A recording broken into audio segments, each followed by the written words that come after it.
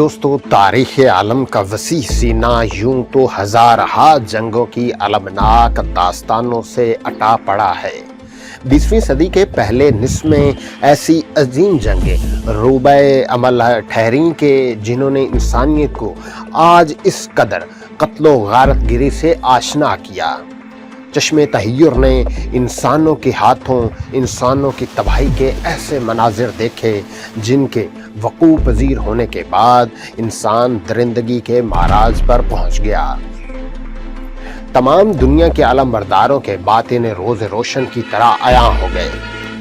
हिर्स व लालच, मुल्कगिरी, इक़्तिदार, बालादस्ती, मुआशी दौड़, कौमी तअस्सुबात और बाहमी रकाबतों से सफ़ेद चमड़ी में मंसूब अहले यूरोप के असहाब दानिश व अक़ल के पसे पर्दा पैदा करदा मुहर्रकात के नतीजे में 1914 से 1918 तक इंसानी खून की अर्ज़ानी का वो नमूना पेश किया गया कि जंगली हयात की तारीख़ में उसकी मिसाल नहीं मिलती।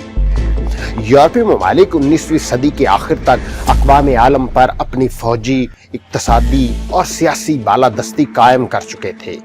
इब्तदाई तौर पर तिजारत का हसीन लिबादा ओढ़कर अफ्रीका, एशिया और ऑस्ट्रेलिया में घुसने वाले यूरोपीय ममालिक आहिस्ता आहिस्ता वहाँ की हुकूमतों के खिलाफ साजबाज, दरबारी जोड़ तोड़ और साजिशों के जाल बुनकर उन्हें अंदर से खोखला कर देने के बाद बची खुची कुव्वत को बज़ोर शमशीर ख़त्म कर चुके थे।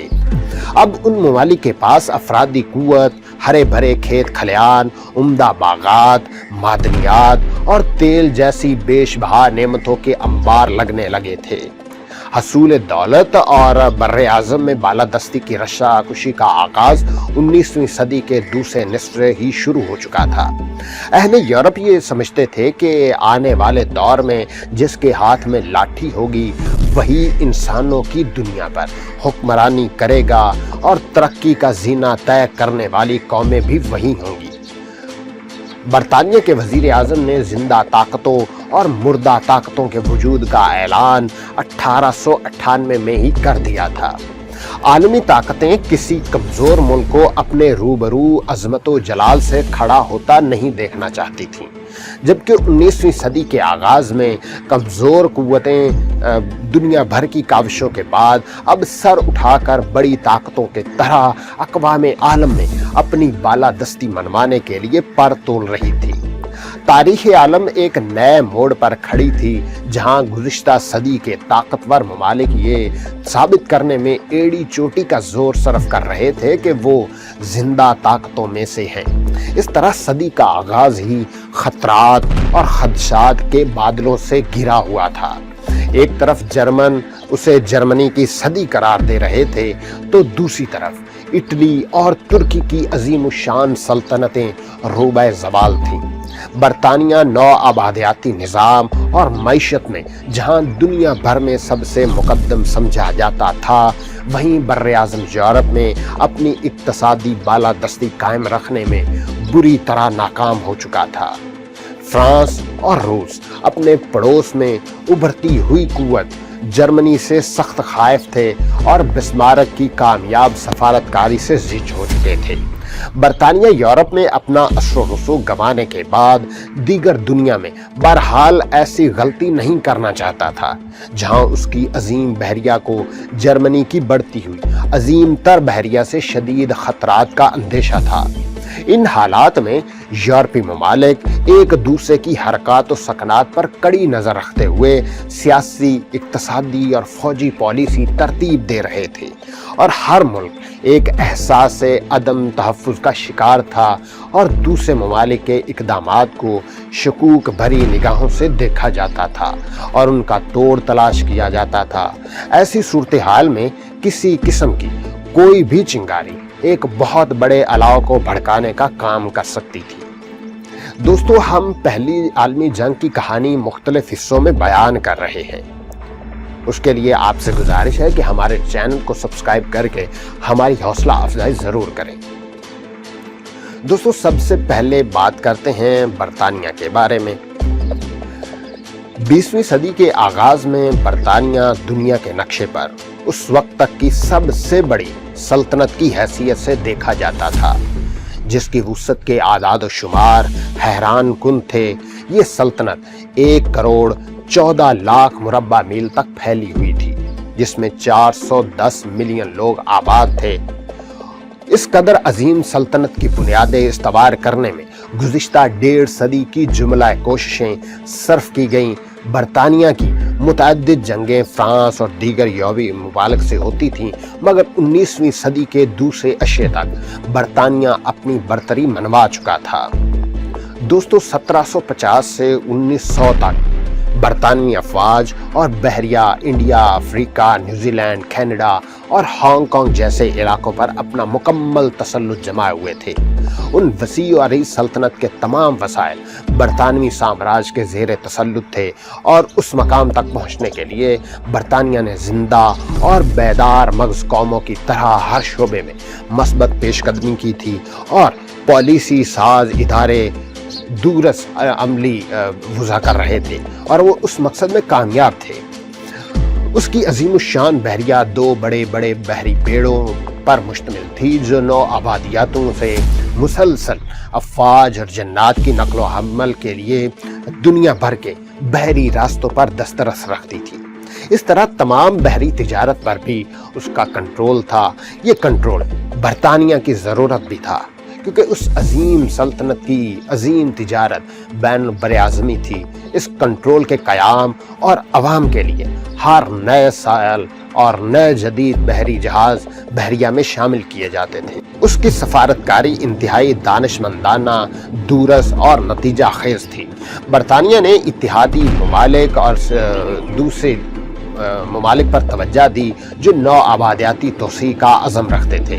ان کے لیے بھی برطانیہ کی طرف سے خیر سگالی پر مبنی سفارتکاری کی گئی، جس کی وجہ سے برطانیہ یورپ کے اکثر ممالک کی نظر میں غیر متنازع ملک کی حیثیت سے ابھرا تھا۔ جن ممالک کو برطانیہ سے شکایت تھی، وہ بھی ان کی فوجی، اقتصادی اور سیاسی قوت سے محروم ہونے کے باعث کوئی سخت مخالفانہ قدم اٹھانے کی کوشش نہ کرتے تھے۔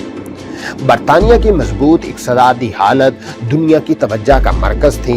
برطانیہ دنیا بھر کے لیے ایک عظیم سرمایہ کار سوداگر اور بینکار کی حیثیت سے ایک ملک تھا۔ عالمی تجارت میں امتیازی حیثیت کی بڑی وجہ اس کی اقتصادی اصلاحات، پوری دنیا میں قائم بحری اڈے، مواصلات کا نظام، فولاد سازی اور صنعت کاری تھا۔ دوستو، 1914 میں برطانوی شہنشاہ جارج پنجم کی قیادت میں دستوری شہنشاہیت کے راستے پر رواں دواں تھا۔ اس وقت 8 ملین مرد ووٹرز کے ووٹ درج شدہ تھے، جو ایوان زیرے کے ممبران کا انتخاب کرتے تھے۔ ایوان زیرے کے ممبران میں سے اکثریتی پارٹی حکومت تشکیل دیتی تھی، جبکہ اس پر ایوان بالا نگرانی کے فرائض سر انجام دیتا تھا، جس کے ارکان معزز شرفا ہوتے تھے۔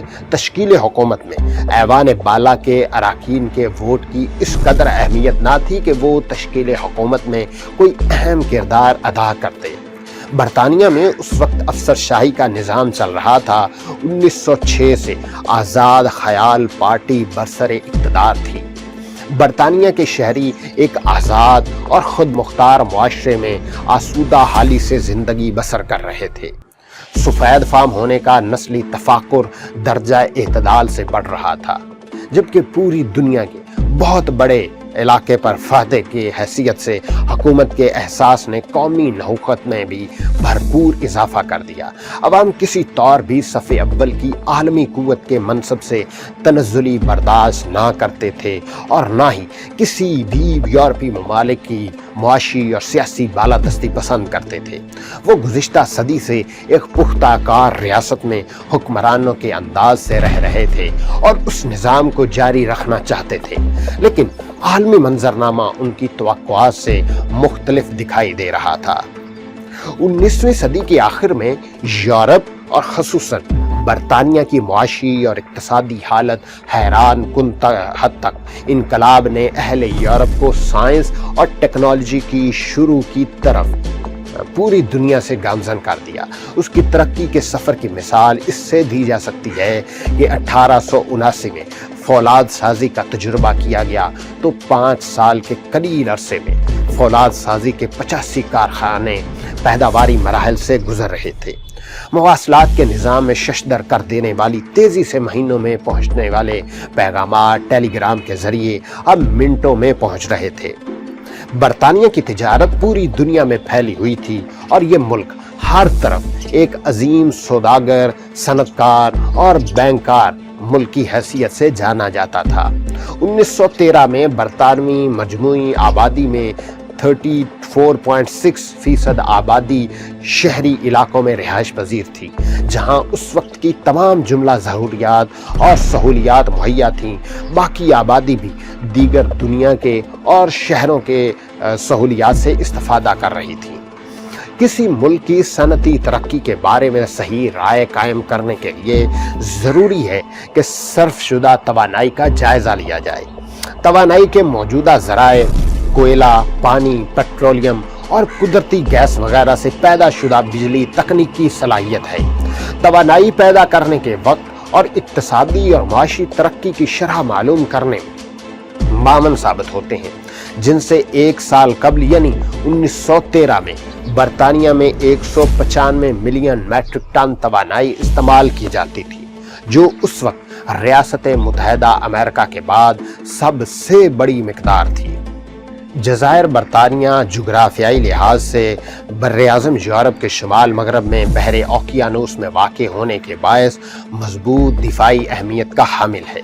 उसके चारों तरफ समंदर है। 1914 में जनूब मशरक की तरफ बेल्जियम के करीब तरीन मुल्क मशरक में हॉलैंड और फ्रांस था। इस तरह जज़ायर बरतानिया को किसी तरफ से भी बहरी हमले का कोई खतरा नहीं था, जबकि बहरी हमले की रोकथाम और मुंह तोड़ जवाब देने के लिए बरतानिया की अजीम बहरिया ओकियानूस के अजीम कुव्वत तस्लीम की जाती थी। दोस्तों, ये थी पहली जंग अजीम की पहली किस्त। मज़ीद वीडियोस के लिए आप हमारा चैनल सब्सक्राइब करके बेल आइकन पर ज़रूर क्लिक करें, और अगर आप हिस्ट्री ऑफ पाकिस्तान देखना चाहते हैं तो यहाँ पे क्लिक करें।